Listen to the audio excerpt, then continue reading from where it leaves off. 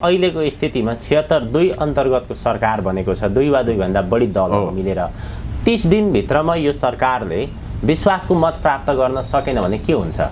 विश्वासको मत प्राप्त गर्न सकेन भने सरकारमा बस्नको लागि ठिक ठान्नु भएन, उहाँहरू बीचको आन्तरिक कुरा मिलेन भने अब उहाँहरूले हामी यो सरकारमा छैनौँ, समर्थन फिर्ता लिन्छौँ भन्न पाइन्छ कि पाइँदैन? 2 वर्ष नबित्दै 2 वर्ष नबित्दै तपाईले विश्वासको मत बजेट पास नभएपछि त्यो सरकार कसरी चल्छ? भोलि ढल्नु परेन?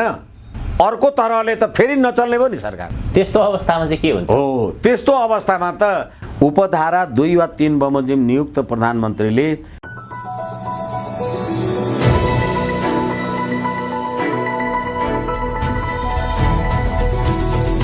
हिमाल अनलाइन टिभी, विश्वभरिबाट हिमाल अनलाइन टेलिभिजन हेरिरहनुभएका हजुरहरू सम्पूर्णमा हार्दिक नमन व्यक्त गर्दछु। संविधानको धारा 76(2) अन्तर्गत पुष्पकमल दाहाल नेतृत्वमा नयाँ सरकार गठन भएको छ। संविधान अनुसार यो सरकार गठन भएको 30 दिनभित्रमा विश्वासको मत लिनुपर्ने हुन्छ। आज म संविधान अनुसार यदि यो सरकारले विश्वासको मत प्राप्त गर्न सकेन भने यस्तो अवस्थामा के हुन्छ?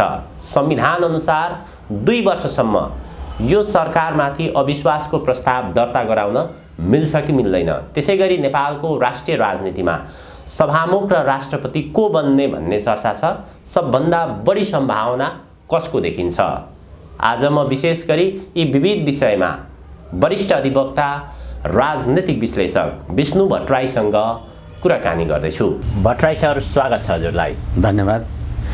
देशमा भर्खरै नयाँ सरकार गठन भएको छ। यो सरकार खास गरी 7 दल र 3 स्वतन्त्र सांसदले यसमा समर्थन गरेका छन्। यो नयाँ सरकार जुन किसिमले गठन भएको छ यो सरकारको विषय कसरी हेर्नुहुन्छ? धन्यवाद। पहिलो कुरा त 2टा सन्देश हामीले बुझ्नुपर्छ यो सरकारलाई हेरेर। पहिलो कुरा त नेपाली जनताले वर्तमान राज्य प्रणाली प्रति कुनै पनि राजनीतिक दललाई विश्वास गरेनन्, त्यसैले सरकार सञ्चालन गर्ने अनुमति दिएनन्। अर्को अर्थमा हामीले हेर्दाखेरि सङ्घीय लोकतान्त्रिक धर्मनिरपेक्ष गणतन्त्र तपाईको अन्तिम र अकाट्य सत्य होइन। तपाईहरू सबै राजनीतिक दलहरू एक अर्काको सिद्धान्तलाई सम्मान र समर्थन गरेर सहमतिको राज्य प्रणाली चलाउनुहोस्, सरकार चलाउनुहोस्। तपाईहरूले निर्वाचनमा जे जति जस्ता प्रकारका घोषणापत्रहरू तयार गर्नुभएको थियो होला, गणतन्त्रलाई कुनै के गर्ने अथवा कार्यकारी प्रधानमन्त्रीको कुरा गर्ने, कार्यकारी राष्ट्रपतिका कुरा गर्ने, प्रतिनिधि सभाको जे भन्नुभएको थियो होला, त्यो कुनै पनि कुरामा नेपाली जनताले कसैलाई पनि विश्वास गरेनन्। हजुर हजुर। यसकारणले गर्दा अहिले हरेकको राजनीतिक सिद्धान्तलाई सम्मान गरेर सरकार सञ्चालन गर्नुस्, जसले गर्दाखेरि सम्पूर्ण विचार र अभिव्यक्तिको स्वतन्त्रताको पनि सम्मान होस्, कसैले कसैलाई निषेध गर्ने काम कारबाही पनि नगर्नुस् भन्ने कुराको सन्देश हो।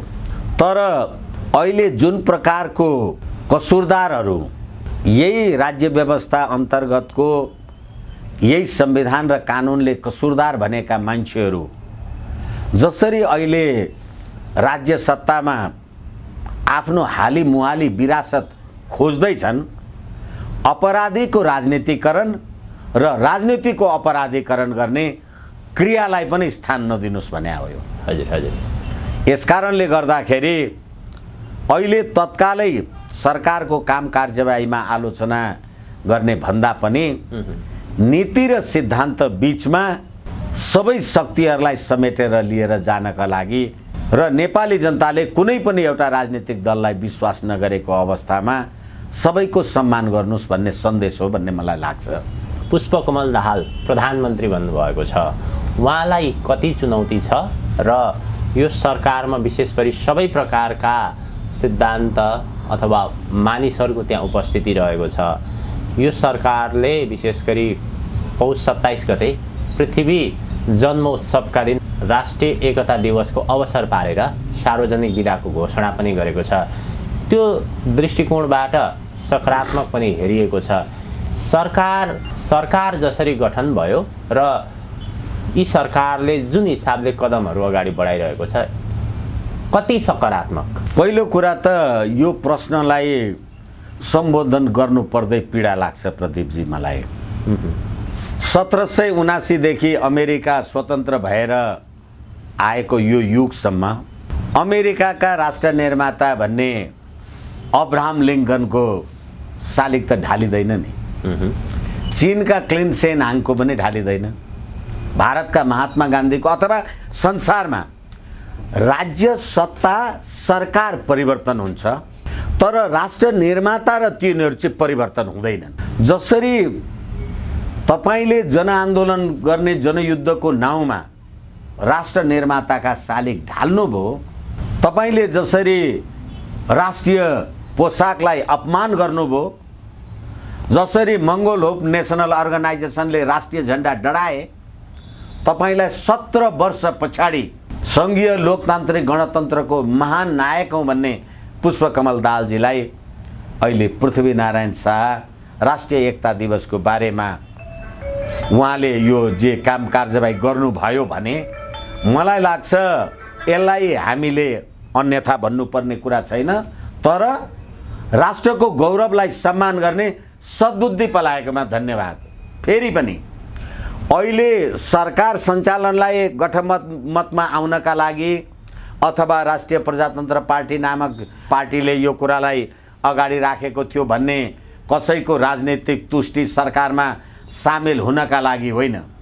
तपाईले अथवा यो राज्य प्रणालीले पौष 27 गते राष्ट्रिय एकता दिवसको रूपमा जसरी संविधानमा नेपालको राष्ट्रभाषा देवनागरी लिपिमा सरकारी कामकाजको भाषा नेपाली भाषा हुनेछ भनेको छ, त्यसै गरेर नेपालको राष्ट्रिय एकता दिवस, नेपाल राष्ट्रको सम्प्रभु सम्पन्नताको दिवस, नेपाली हुनुको दिवस भनेर पुष 27 गतेलाई संविधानमा अक्षरश लेख्नुस्।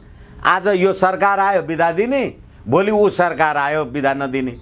हिजो शेरबहादुर देउवाले बिदा दिनु भएन, केपी शर्मा ओलीजीले बिदा दिनु भएन, के त्यो राष्ट्रिय एकता दिवस थियो कि थिएन? त्यो थियो भने हिजो गरेको कुराको लागि किन गर्नु भएन, त्यसको पश्चाताप गर्नुस्। यो हो भने निरन्तर आजीवन अनन्त युगसम्मको लागि पुष 27 गते राष्ट्रिय एकता दिवस भनेर पृथ्वीनारायण शाहलाई सम्मान गरेर नेपाल र नेपालीको राष्ट्रिय एकतालाई सम्मान गर्नुस्।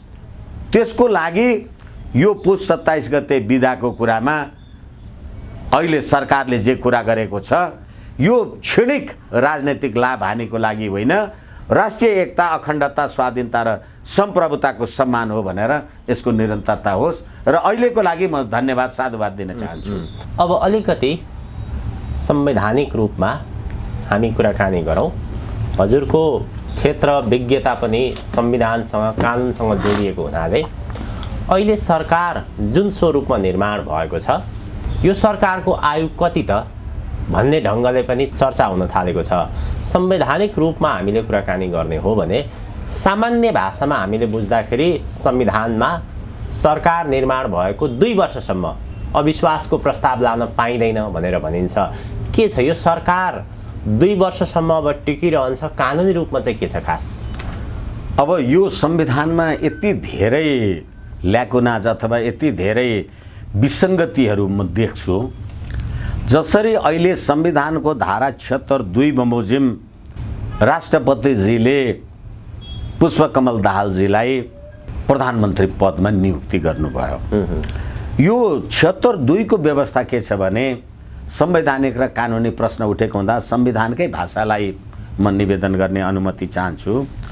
प्रतिनिधि सभामा कुनै पनि दलको स्पष्ट बहुमत नरहेको अवस्थामा प्रतिनिधि सभामा प्रतिनिधित्व गर्ने 2 वा 2 भन्दा बढी दलहरूको समर्थनमा बहुमत प्राप्त गर्न सक्ने प्रतिनिधि सभाको सदस्यलाई, संसदीय दलको नेतालाई भनेको छैन है, संसदीय दलको नेतालाई होइन कि 2 वा 2 भन्दा बढी दल मिलेर तिमीहरू जोसुकै हो, प्रतिनिधि सभाको सदस्यलाई राष्ट्रपतिले प्रधानमन्त्री नियुक्त गर्नेछ। संसदीय दलको नेता भनेको छैन। हजुर हजुर। किनभने मेरो संसदीय दलको पो म नेता हुँ त, तपाईँको संसदीय दलको नेता त म होइन।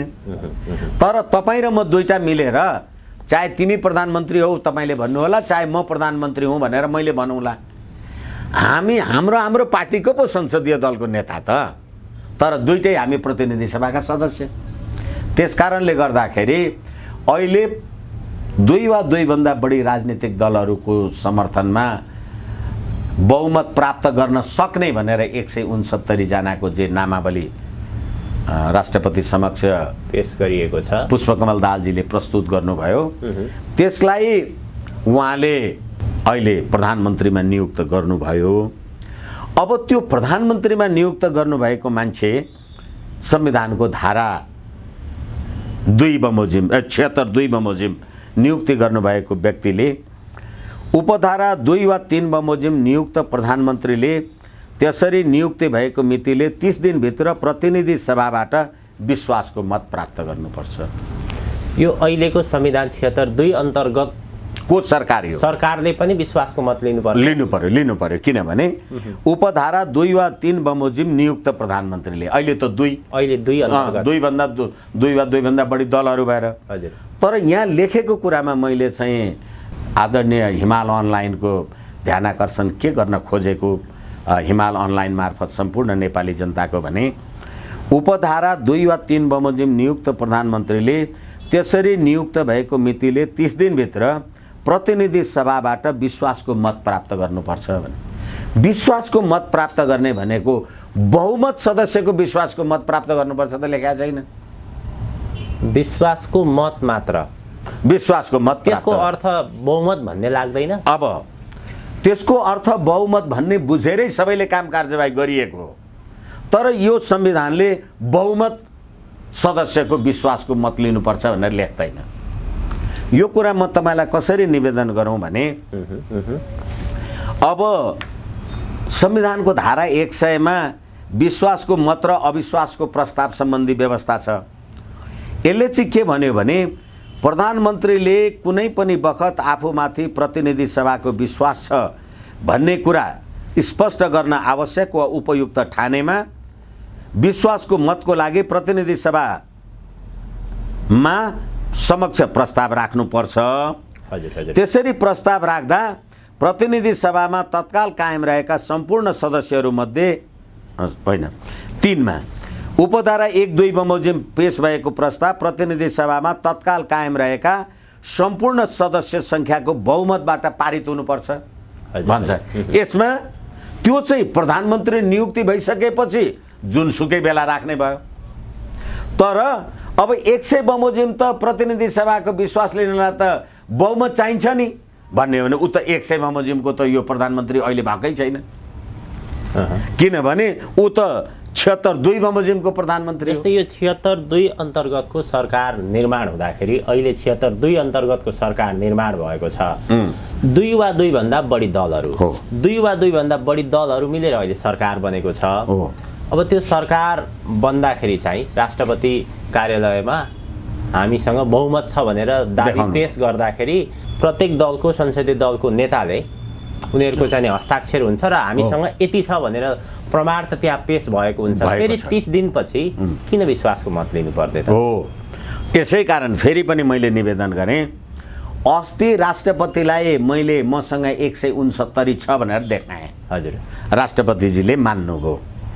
कसरी भने प्रतिनिधि सभामा प्रतिनिधित्व गर्ने 2 वा 2 भन्दा बढी दलहरूको समर्थनमा बहुमत प्राप्त गर्न सक्ने प्रतिनिधि सभाको सदस्यलाई राष्ट्रपतिले प्रधानमन्त्री नियुक्ति गर्नुहुन्छ भनेपछि मैले 2 वा 2 भन्दा बढी दलको समर्थन पनि प्राप्त गर्न सक्छु, मलाई प्रधानमन्त्री दिनुहोस् भन्दाखेरि राष्ट्रपतिजीले हुन्छ भन्नुभयो। हजुर हजुर, प्राप्त गर्न सक्ने भनेपछि बहुमत प्राप्त गर्न सक्नेलाई मैले प्रधानमन्त्री बनाएँ। हजुर हजुर, तर मैले बहुमत प्राप्त गरेको छ भन्ने कुरामा बहुमत प्राप्त गरेको छु भन्ने प्रस्ताव राख्ने होइन। अब प्रस्ताव चाहिँ के भनेर राख्ने रे, 2 वा 3 बमोजिम नियुक्ति प्रधानमन्त्रीले त्यसरी नियुक्ति भएको मितिले 30 दिनभित्र प्रतिनिधि सभाबाट विश्वासको मत प्राप्त गर्नुपर्छ। विश्वासको प्रत्येक सांसदको हस्ताक्षर सहित विश्वासको मत प्राप्त गर्नु पर्यो। हजुर हजुर, भने अब चाहिँ समर्थन प्राप्त गर्न सक्ने सदस्यलाई मलाई प्रधानमन्त्री बनाउनु भयो। हजुर हजुर। अब मैले विश्वासको मत लिनुपर्छ भनेर भन्दा चाहिँ प्रतिनिधि सभाबाट विश्वासको मत प्राप्त गर्दा चाहिँ बहुमत सदस्यहरूको विश्वासको मत प्राप्त गर्नुपर्छ भन्ने यहाँ उल्लेख भएन। नभए पनि 76 भन्दा बढी आदि इत्यादि हुँदाखेरि भइहाल्यो। अब अहिले बहुमत प्राप्त सदस्यहरूकै समर्थन त विश्वास त प्राप्त गर्नु पर्यो। तर त्यसरी विश्वास प्राप्त गर्नका लागि अघि हामीले जुन राष्ट्रिय एकता दिवस अथवा अध्यादेशवाला जे कुरा गऱ्यौँ होला, के कुरासँग सम्झौता गर्नु भएको छ, सत्ताको लेनदेनवाला कुरा, त्यो आफ्नो ठाउँमा होला। तर त्यसरी 76 बमोजिम प्रतिनिधि सभाको विश्वासको मत नलिन पनि सक्छन्, कार्य प्राप्त नहुन पनि सक्छ। जस्तै अहिलेको स्थितिमा 76 अन्तर्गतको सरकार बनेको छ, 2 वा 2 भन्दा बढी दलहरू मिलेर 30 दिनभित्रमा यो सरकारले विश्वासको मत प्राप्त गर्न सकेन भने के हुन्छ? विश्वासको मत प्राप्त गर्न सकेन भने अनि लार्जेस्ट पार्टीको सरकार हुन्छ फेरि युटर्न हुने सम्भावना पनि अब फेरि युटर्न होइन। हिजो चाहिँ युटर्न भएकै छैन। हजुर। हिजो 1 बमोजिम तपाईँ किन प्रधानमन्त्री हुनु भएन? किनभने तपाईँ प्रतिनिधि सभामा बहुमत हुनु भएन। आज तपाईँ किन प्रधानमन्त्री हुनुभयो? 2 वा 2 भन्दा बढी दलको समर्थनमा प्राप्त हुनुभयो। अब तपाईँ 2 वा 2 भन्दा बढी दलले त प्रतिनिधि सभाको बहुमत सदस्यको विश्वास प्राप्त गर्न सक्नु भएन भनेपछि अब तपाईँ त प्रतिनिधि सभामा बहुमत प्राप्त गर्ने त हुनु भएन। अब सबैभन्दा बढी दलको कुरा आयो, जस्तो उपधारा 3 बमोजिम नियुक्त प्रधानमन्त्रीले भनेपछि उपधारा 2 कोले पनि विश्वासको मत प्राप्त गर्नु पर्यो। अनि सबैभन्दा बढी सदस्यहरू भएको प्रतिनिधि सभाको संसदीय दलको नेतालाई अब अघि चाहिँ 2 वा 2 भन्दा बढी विश्वास प्राप्त प्रतिनिधि सभाको सदस्यलाई भन्थ्यो। अब लार्जेस्ट पार्टी हुँदा चाहिँ के भन्यो भने विश्वासको मत प्राप्त गर्न नसकेमा राष्ट्रपतिले प्रतिनिधि सभामा सबैभन्दा बढी सदस्यहरू भएको संसदीय दलको नेतालाई भन्यो। त्यहाँ चाहिँ संसदीय दलको नेता नै हो। अब बढी दलहरू हुँदा चाहिँ प्रतिनिधि सभामा मेरो पार्टीले विश्वासको मत प्राप्त गर्यो, संसदीय दलको नेतालाई प्रधानमन्त्री बनाउनु पर्यो। हजुर हजुर। भने कसैले पनि बहुमत प्राप्त गरेन, 2 वा 2 भन्दा बढी दल मिलेको कुनै सदस्यलाई प्रधानमन्त्री नियुक्ति गरो। हजुर। अब त्यो कुनै सदस्यले पनि बहुमत प्राप्त गर्न सकेन भने प्रतिनिधि सभामा सबैभन्दा बढी सिट भएको संसदीय दलको नेतालाई प्रधानमन्त्री नियुक्ति गर्नु पर्यो। हजुर हजुर। भनेपछि अब 2 को प्रधानमन्त्रीले विश्वास पाएन भने अब सबैभन्दा बढी दल अहिले भएको त नेपाली कांग्रेस हो। अब त्यसको संसदीय दलको नेतालाई प्रधानमन्त्री नियुक्ति अब एउटा जिज्ञासा चाहिँ जस्तै अहिले 2 वा 2 भन्दा बढी दलहरू मिलेर 76 को 2 अन्तर्गत सरकार बनेको छ। मानौ एकछिनको लागि 30 दिनभित्रमा यो अहिलेको सरकारले विश्वासको मत पनि प्राप्त गर्यो। तर केही समयपछि 2 वर्ष अगाडि भनौँ न, उहाँहरू सरकारमा बस्नको लागि ठिक ठान्नु भएन, उहाँहरू बीचको आन्तरिक कुरा मिलेन भने अब उहाँहरूले हामी यो सरकारमा छैनौँ, समर्थन फिर्ता लिन्छौँ भन्न पाइन्छ कि पाइँदैन? 2 वर्ष नबित्दै 2 वर्ष नबित्दै तपाईँले विश्वासको मत, जब तपाईँ अविश्वासको प्रस्ताव राख्नै सक्नुहुन्न, हजुर, भनेपछि विश्वास फिर्ता लिनै पाउनुहुन्न 2 वर्षसम्म। 2 वर्षसम्म अविश्वासको प्रस्ताव लान पाइएन हो। तर म सरकारमा रहदिन बाहिरिन्छु भन्दा चाहिँ पाइयो होइन? राजीनामा गर्न त जहिले पनि राजीनामा गर्दा चाहिँ पाइएछ नि। अब त्यसैले यो धारा 100ले के, हालाकि यो 100 बमोजिमको प्रधानमन्त्री नै होइन, संविधानको त धारा 76 2 3 4 5 बमोजिम आउने कुरा। तर अब प्रधानमन्त्री नियुक्ति भइसकेको रहेछ। तर संविधानको धारा 100ले चाहिँ प्रधानमन्त्रीले आफै विश्वास र अविश्वासको मत राख्नुपर्छ। हजुर हजुर। तर अब प्रधानमन्त्रीमाथि विश्वास छैन भन्नका लागि चाहिँ 100मा त्यो व्यवस्था छ। 100 को 4ले के भन्यो भने प्रतिनिधि सभामा तत्काल कायम रहेका सम्पूर्ण सदस्यहरूमध्ये 1/4 सदस्यले प्रधानमन्त्रीमाथि सदनको विश्वास छैन भने लिखित रूपमा अविश्वासको प्रस्ताव पेश गर्न सक्छन्। तर प्रधानमन्त्री नियुक्ति भएको पहिलो 2 वर्षसम्म र एकपटक राखेको अविश्वासको प्रस्ताव असफल भएको वर्ष दिनभित्र अविश्वासको प्रस्ताव पेश गर्न सकिँदैन। हजुर हजुर। हिजो मैले 76 बमोजिम तपाईँलाई विश्वास गरेँ। हालाकि तपाईँ 76 को प्रधानमन्त्री हो। तपाईँ हालाकि 76 बमोजिम प्रधानमन्त्री भए पनि 76 बमोजिम प्रधानमन्त्री भए पनि सबैभन्दा ठुलो अथवा बहुमतै प्राप्त संसदीय दलको नेता प्रधानमन्त्री भए पनि उसकै पनि त संसदीय दल ब्रेक हुन सक्छ नि।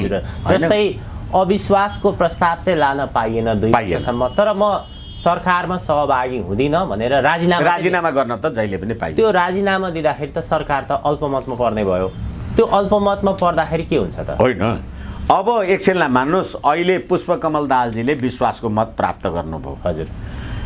पुष्पकमल दाहालजी प्रधानमन्त्री विरुद्धमा संविधानको धारा 100 को उपधारा 4 बमोजिम 4 को प्रोभाइजोले उहाँप्रति 2 वर्षभित्र तपाईँले अविश्वासको प्रस्ताव ल्याउन पाउनु भएन। तर के हो भनेदेखि एकछिनलाई मान्नुहोस्, अब पुष्पकमल दाहालजीले राजीनामा गर्नुभयो। पुष्पकमल दाहालजीले राजीनामा गरिसकेपछि त अर्को मान्छे प्रधानमन्त्री आउनु पर्यो। हजुर हजुर। अर्को मान्छे प्रधानमन्त्री आउनका लागि पनि त फेरि 76 1 2 3 4 5 आदि इत्यादिवाला कुरा त फेरि पनि चाहियो, किनभने अल्पमतले त सरकार चलाउने भन्ने कुरै भएन। अनि फेरि जब 76 को प्रधानमन्त्री अर्को बन्न सक्दैन भने फेरि 76 3 4 वाला कुरा हुन्छ। प्रधानमन्त्रीले चाहिँ राजीनामा दिनु भएन, तर उहाँलाई समर्थन गर्ने जति पनि दलहरू छन् उनीहरूले राजीनामा उनीहरूले समर्थन फिर्ता लिए। उनीहरूले समर्थन फिर्ता लिए हो, तर अब तपाईँले समर्थन फिर्ता लिएको कुरा चाहिँ के हो भने हिजो तपाईँले विश्वास छ भन्नुभएको थियो। हजुर। आज विश्वास छैन भन्न पाउनु भएन। अब 2 वर्षसम्म 2 वर्षसम्म विश्वास छैन पाउनु भएन। राजीनामा त दिन पाइयो भन्नुभयो। फेरि होइन, राजीनामा प्रधानमन्त्रीजीले राजीनामा दिनुभयो। अरू दल अब त्यसो त मन्त्रीले राजीनामा दिएर त के फरक पर्छ त? प्रधानमन्त्रीको अध्यक्षतामा न मन्त्री परिषद कुनै पार्टीले फिर्ता लिन नपाउने भयो, किनभने तपाईँले एकचोटि विश्वासको मत दिइसक्नुभयो। मन्त्रीले राजीनामा दिन पाउने भयो, प्रधानमन्त्रीले दिन पाउने भयो। होइन, एकछिनलाई मान्नुहोस् न, घोषित रूपमै हामी सरकारबाट फिर्ता भयौँ भन्यो। एकछिनलाई मान्नुहोस्, रवि लामिछानेवालैको पार्टीले चाहिँ हामी सरकारबाट विश्वास भयौँ भन्यो, तर सरकार अल्पमतमा त पर्यो। त हामीले फिर्ता लियौँ भनेपछि अब तपाईँले अविश्वासको प्रस्ताव राख्नै पाउनुहुन्न, प्रधानमन्त्रीले राजीनामा दिनुहुन्न, के गर्नुहुन्छ भनेपछि अब यो 30 दिनपछि सरकारले विश्वासको मत प्राप्त गर्यो भने 2 वर्ष चल्ने भयो। 2 वर्ष चल्ने भयो। तर फेरि पनि तपाईँले अहिले हामीले कुरा गरेको कुरालाई जिम्मेवारीका साथहरू एकछिनलाई मान्नुहोस्, उहाँले विश्वासको मत त प्राप्त गर्नुभयो, 2 वर्षसम्म अविश्वास गर्न पाइएन। तर म सरकारबाट निस्केँ। म सरकारबाट हट्ने बित्तिकै प्रतिनिधि सभामा बहुमत त रहेन। अब प्रतिनिधि सभामा मेरो बहुमत पनि छैन। म प्रति तपाईँले अविश्वासको प्रस्ताव पनि राख्न पाउनुहुन्न, म विश्वासको प्रस्ताव पनि राख्दिनँ। अल्पमतको सरकार चल्ने भयो, डेडलक हुने भयो। हजुर हजुर। यस कारणले गर्दाखेरि मलाई लाग्छ त्यति पनि नगरिकन अहिले पुष्पकमल दाहालजीले अथवा उहाँको नेतृत्वमा 169 जे होला, भोलि बजेट ल्याउँदै कुरा मिलेन भने बजेट फेल हो, के हुन्छ? सरकार चल्छ? सरकार त चल्न पाउँदैन, सक्दैन। बजेट फेल हुने बित्तिकै त सरकार, किनभने म सरकारबाट फिर्ता पनि हुन्न। एकछिनलाई मान्नुहोस्, अहिले राष्ट्रिय प्रजातन्त्र पार्टीवाला कुरा गरौँ। हजुर हजुर। राष्ट्रिय प्रजातन्त्र पार्टी 169 मा राष्ट्रिय प्रजातन्त्र पार्टीले छोड्ने बित्तिकै अहिलेको उनीहरूको गठबन्धन अन्तर्गत त 138 भन्दा तल त पुग्दैन। तर सत्तामा संलग्न रहेका सदस्यहरू मध्ये पुष्पकमल दाहालजीले नेतृत्व गर्नुभएको एकछिनलाई मान्नुहोस् एमाले र माओवादी मात्रै भए। हजुर हजुर। भने अरू दलहरू सबैले समर्थन फिर्ता होइन कि बजेटमा उनीहरूले सहभागिता दिएनन्, बजेट पास गरेनन् भने सरकार के हुन्छ? सरकार त फेरि पनि जाने भयो। संविधानले चाहिँ अहिलेको संविधानले त अब तपाईँले विश्वासको मत लिन पाउनुहुन्न अथवा तपाईँ अविश्वास गर्न पाउनुहुन्न भन्यो। हजुर हजुर। तर संविधानले अहिले हामीले गरेको कुरा भनेन। जस्तै अहिलेको 76 अन्तर्गतको सरकारमा 2 वर्षसम्म अविश्वासको प्रस्ताव लान पाइँदैन। अब यो बजेट हो को सवालमा चाहिँ हो त्यहाँ जति पनि सरकारमा सहभागी दलहरू छन् हो तिनले समर्थन गर्दै पर्छ बजेटको सवालमा भन्ने कुरा चाहिँ संविधानले भन्दैन हो। किन भनेदेखि मेरो सरकार अहिले बजेट ल्यायो भने त मैले पनि ल्याएको बजेट हो नि, तर प्रश्न के हो भने बजेटमा असहमति भयो मेरो पार्टीको अथवा प्रधानमन्त्रीजीसँग अथवा सरकारको नेतृत्व गर्ने दलसँग, र मैले समर्थन झिकिदिने बित्तिकै बजेट पास हुँदैन। बजेट पास नभएपछि त्यो सरकार कसरी चल्छ? भोलि ढल्नु परेन, अर्को तरहले त फेरि नचल्ने भयो नि सरकार। त्यस्तो अवस्थामा चाहिँ के हुन्छ? हो, त्यस्तो अवस्थामा त अब सरकारको अन्त्य हुनुको विकल्प छैन। त्यस्तो अवस्थामा फेरि 76 को 3 अन्तर्गत हो, अब 76-3 मा जानु पर्यो।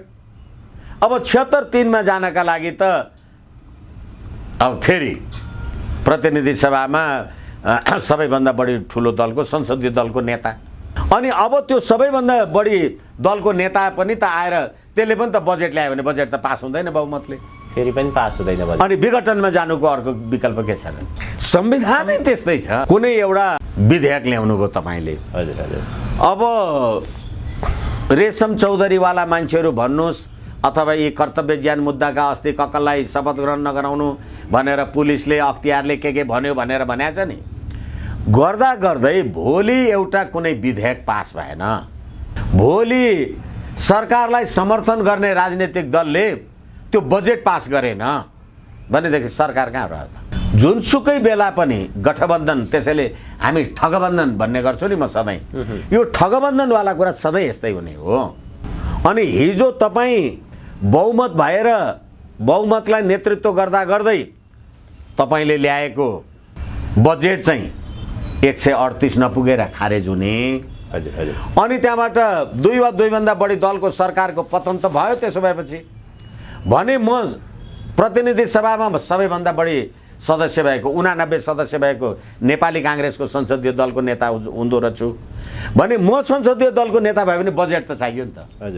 अनि हिजो उसले पास नगरेको त्यो 89 जनाले ल्याएको बजेट त्यहाँ पास हुन्छ र भने फेरि पनि त्यसको विघटनभन्दा बाहेक, अवसानभन्दा बाहेक अर्को विकल्प छैन। यो के संविधानको त्रुटि हो यो? अब यही संविधान बनाउनु भएको छ उहाँहरूले, अथवा हामीले त धेरै उत्कृष्ट बनायौँ भन्नुहुन्छ। यो एकपछि अर्को हेर्दै गर्दा यो संविधानको निरन्तरतै कति रहने हो ठेगान छैन।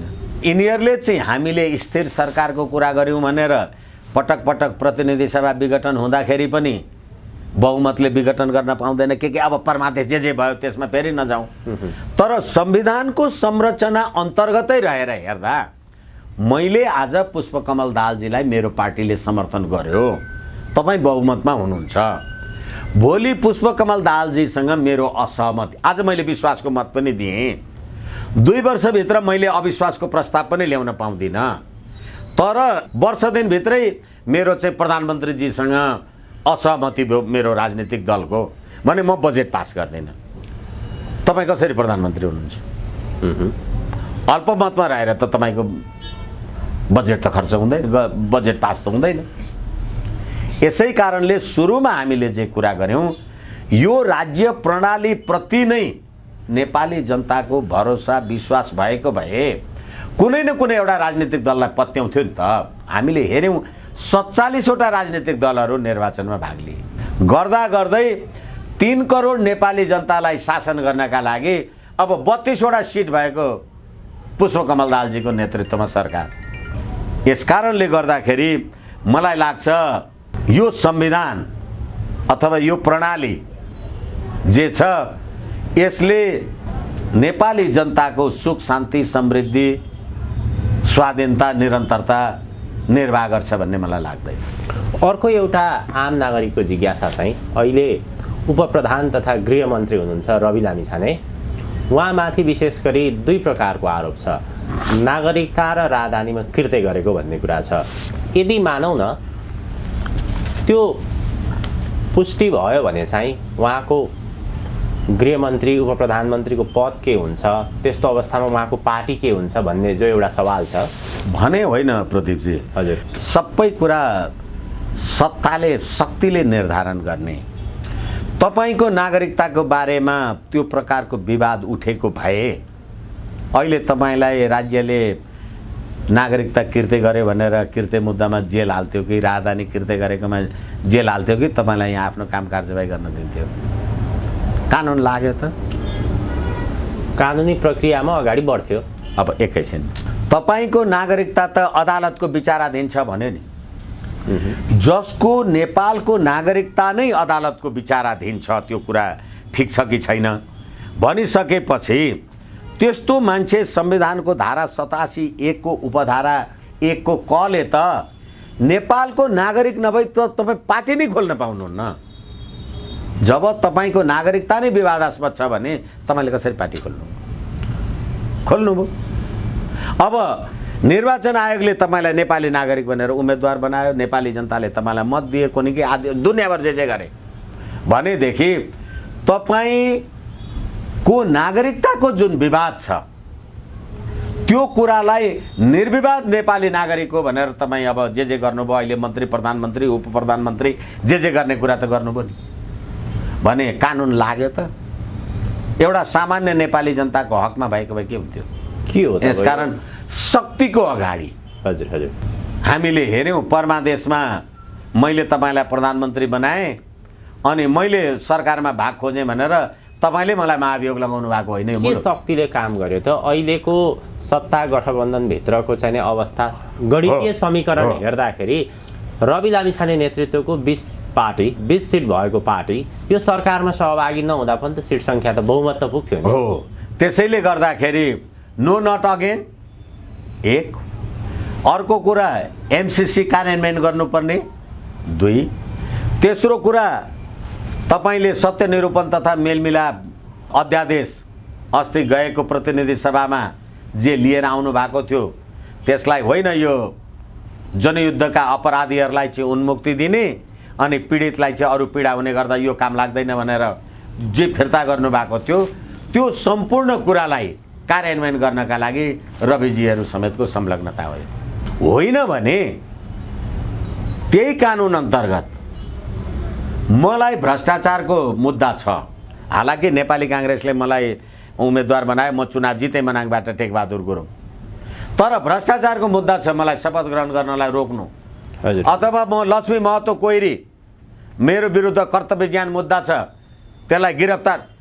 हेर्नुहोस् यो लज्जाको कुरा, शपथ ग्रहण कार्यक्रममा अमुक मान्छेलाई शपथ ग्रहण नगराउनु भनेर अख्तियार र प्रहरीले पत्र लेखेर पठाउनु पर्यो होइन?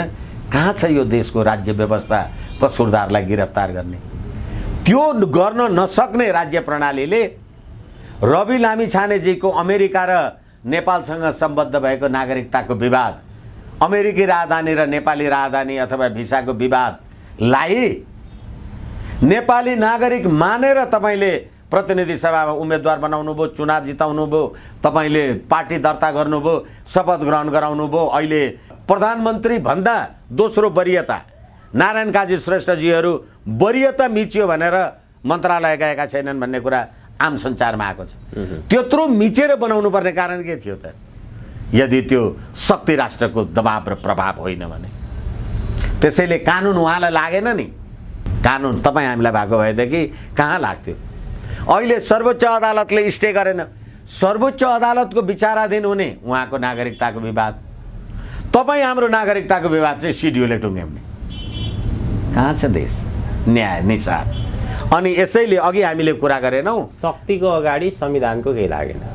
किनभने संविधान बनाउनकै लागि कुन शक्तिले काम गरेको थियो भन्ने कुरा त पुष्पकमल दाहाललाई थाहा छैन भने 5000 मान्छे मारेको जिम्मा लिन्छु म भन्ने मान्छे अहिले अन्तर्राष्ट्रिय अपराध अदालतमा गएँ भने त म खुसी हुन्छु भन्ने मान्छे अहिले सत्य निरूपण तथा मेलमिलाप आयोग आदि इत्यादि जे गरेर तपाईहरू पटकौं पटक मन्त्री र प्रधानमन्त्री हुनुभयो। तपाईहरूद्वारा मारिएका हत्या गरिएका नागरिकले के पाएका छन्? बरु ती नागरिक उल्टै तिमीलाई भोट हालिरहेका छन्। हजुर भट्टराई सर, हामी कार्यक्रमको लगभग अन्त्यतर्फ छौँ। अब विशेष गरी नेपालमा स्वीकार गरे पनि स्वीकार नगरे पनि पछिल्लो समय त प्रत्यक्ष रूपमै देखियो नेपालमा चाहिँ शक्ति राष्ट्रहरूको ठुलो चलखेल भइरहेको छ, उनीहरूको नेपालप्रति धेरै नै इन्ट्रेस्ट रहेको भनेर खास गरी चीनले पनि बालुवाटारमै प्रधानमन्त्रीलाई भेट्यो, भारतले पनि भेट्यो, अमेरिकाले पनि भेट्यो। अब अहिले यो शक्ति राष्ट्रको कुराकानी गरिरहँदाखेरि खास गरी दुईटा पदको अत्यन्त चासो रहेको देखिन्छ, राष्ट्रपति र सभामुखमा। के देख्नुहुन्छ तपाईँले नेपालको आन्तरिक राजनीति र बाह्य शक्तिहरूको जो एउटा शक्ति सन्तुलनको कुरा छ, त्यो हिसाबले हेर्दाखेरि अबको राष्ट्रपति र सभामुखमा को हुन्छन् पात्रहरू? मलाई लाग्छ धर्मनिरपेक्षताको पृष्ठपोषकको रूपमा आफूलाई प्रस्तुत गर्नु भए पनि सुभाष नेवाङजी, तत्कालीन प्रधानमन्त्री गिरिजाप्रसाद कोइरालाले पनि यो धर्मनिरपेक्ष भनेको कुरा के हो थाहा छैन भन्ने थाहा नहुँदै पनि 2063 जेठ 4 गतेको प्रतिनिधि सभा घोषणामा धर्मनिरपेक्षको प्रावधान प्रस्तुत गर्न सक्ने सफल हुने मान्छे। त्यसैले अस्ति पुष्पकमल दाहालजीको सरकार बन्नुभन्दा अगाडि काङ्ग्रेससँगकै गठबन्धन ठगबन्धनमा रहँदै माओवादीलाई पश्चिमाले राष्ट्रपति बनाउन दिँदैन भन्ने कुरा सुनेको कारणले खिलराज सिलराज ककसको नाम उठाइएकै होला। त्यतिखेर पनि हामीले कुरा गर्दा भनेका थियौँ गणतन्त्रले एउटा निर्विवाद राष्ट्रपति पाउन नसक्ने भयो भनेका थियौँ। अब अहिले जुन प्रकारको नागरिकता विवाद र अहिले जुन प्रकारको एमसिसी र एसपिपी वाला विवाद जे उठिराखेका छन्, तिनीहरूमा मलाई लाग्छ नेकपा एमालेकै तर्फबाट सुभाष नेवाङजी जस्ता कोही मान्छे राष्ट्रपति भए भने पनि त्यसलाई अन्यथा मान्नुपर्ने छैन। राष्ट्रपतिमा हामीले सञ्चार माध्यममा आएको तथ्यलाई आधार मान्ने हो भने चाहिँ विशेष गरी 3 जना व्यक्तिहरूकै नाम छ, सुभाष नेमाङ, अष्टलक्ष्मी साक्य र अमृत कुमार बोहरा।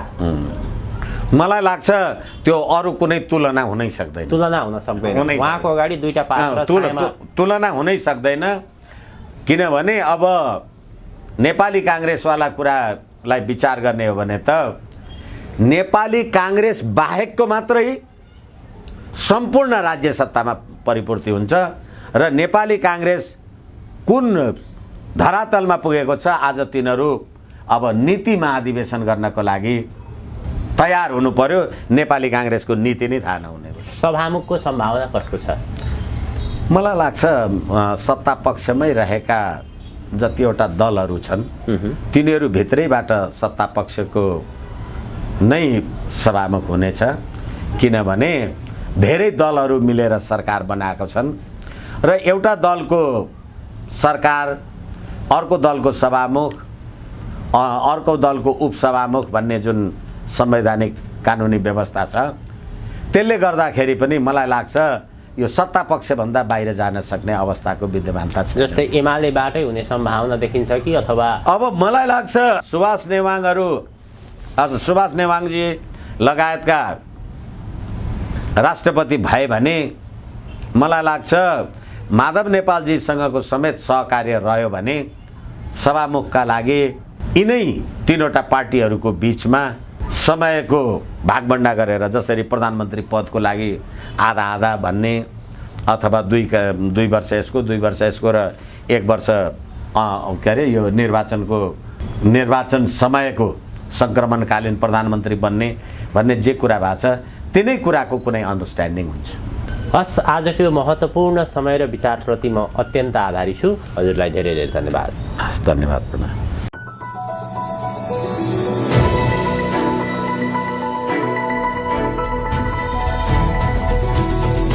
हिमाल अनलाइन टिभी।